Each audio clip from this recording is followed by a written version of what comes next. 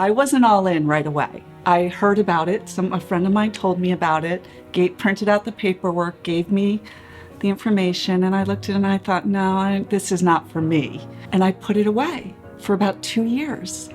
And then I was cleaning one day and I came across it and I thought, I'm gonna look into this. And I went to an informational session and thought it sounded really interesting, but I was a little intimidated by it as well. But I thought, I'm just gonna keep doing it to see what happens. You know, there's no huge commitment at the end if I'm not feeling it.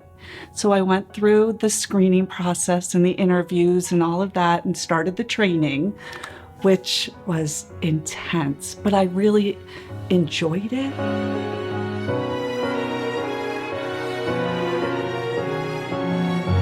That moment came during my first case.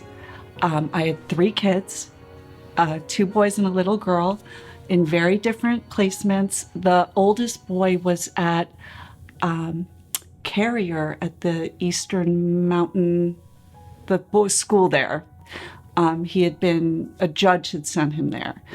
And I went and met with his therapist, with him, really out of my comfort level. He was in trouble. He had some bad things that had gone on. And I sat with the therapist and she said to me, well, the plan for him is independent living.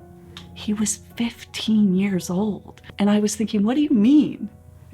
What does that even mean? And I left there, I sat in my car, broke down into tears. And I thought, this is why I need to be here for him. And that was the moment that I knew I was all in.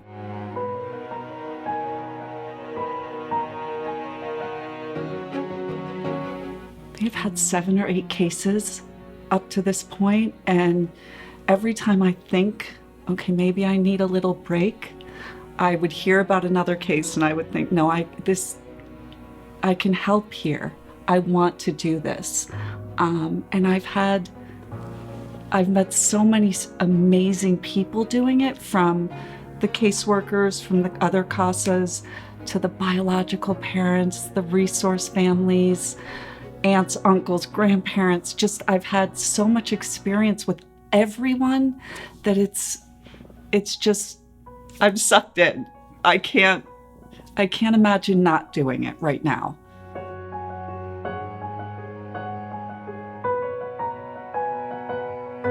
So when I got the phone call about this case, that was for 2 girls. When I initially got the case, they were both with cousins, 2 sisters. Each one took one of them. A very big family. I met with them originally at court because they were in court and the whole family was there. And one of the sisters said, I can't do this right now. So the younger daughter was placed in an unrelated resource home, which comes into really where CASA, I think we made the biggest difference. And the other one stayed with her cousin, who ended up adopting her. So they were 11 and 7 at the time, I want to say, that the case started. There had been sexual abuse, there had been physical abuse, there had been a lot of neglect. So I started visiting them. The older one, who was placed with her cousin, and one of my earliest memories, we were meeting at the library and she was running a little late. This woman had 6 biological children of her own.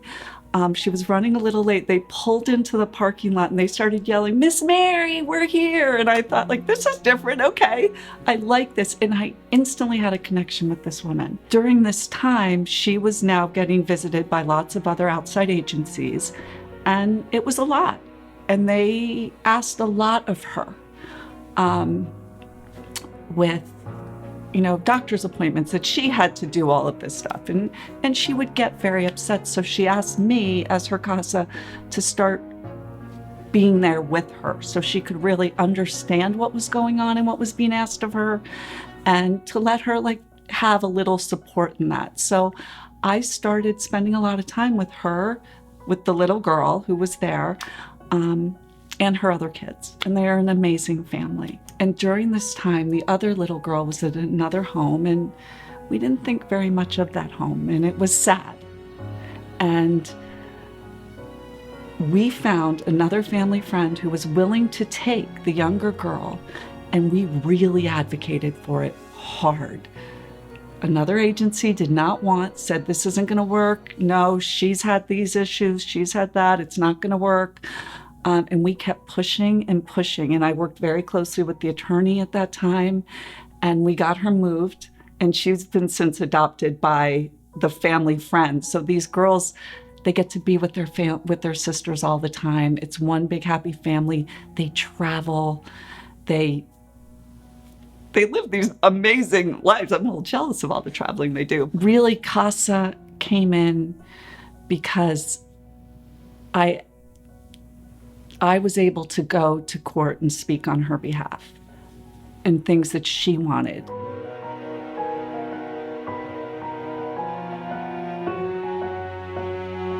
As the CASA for these two little girls, I did the regular school, made sure that school was okay, that they were getting the grades.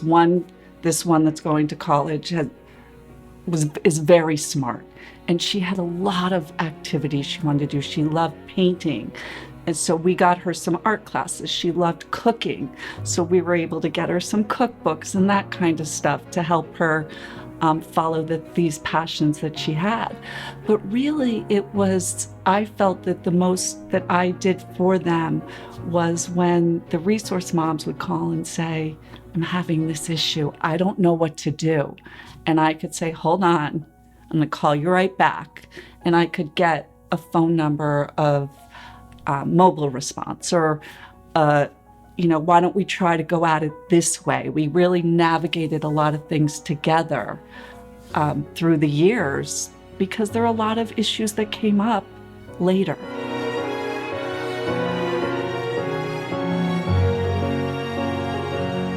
We went to do like a mediation, I think, right? We all sat around, all the lawyers, DCP&P, everyone sat around a table. Mom was there, and the woman who ended up adopting. And in the middle of it, we realized that Mom didn't really understand what they were asking of her. So we got to, as CASA, say, wait a minute. We want to make sure we understand exactly what's going on and what's being asked of her. So we slowed the process down, because a lot of people are in a hurry, but it's a huge thing. They were asking this woman to give up her rights, basically. So we took some time, and she finally understood that she was not going to be able to raise these girls, but that she could be a part of it because her cousin stepped up to raise these girls. So finally we got the paper signed. Everything was put into, went into court. The judge okayed it all. I want to say it was a couple months till the adoption went after that, but that adoption day at the courthouse was incredible. It was amazing. I want to say they had 30 family members and friends there, all of the kids. It was a celebration. Mom wasn't there. She wasn't doing well at that point. But we knew that this little girl was going to be in great hands. And I have a picture of the little girl and the woman who adopted her hugging at the table in the courtroom. And it was a moment you knew that this kid stood a chance. It was amazing.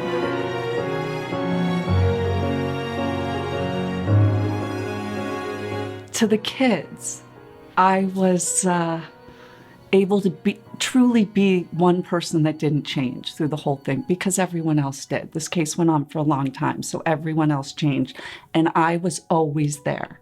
And that was really important to me. So it didn't matter if it was the nurse coming to visit them, their lawyer coming to visit them, something at school, I was always there. So it was that little bit of reinforcement that we got your back.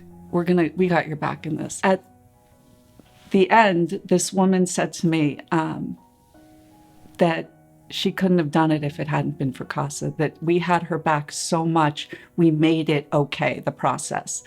But I do want to say, as we said, this little girl who's now 18 years old, full ride to Rowan University. She's so talented. But the other thing that was so amazing was at her graduation, she just graduated from high school, her biological mom was there too, and she's doing great. And that to me is like, what more could you want? And because this woman stepped up, and we don't see that all the time, this family member, it gave the mom a chance to recover and do well. And now the little girl has both. She's got two moms, and it's amazing. Always remember, you can change a child's story.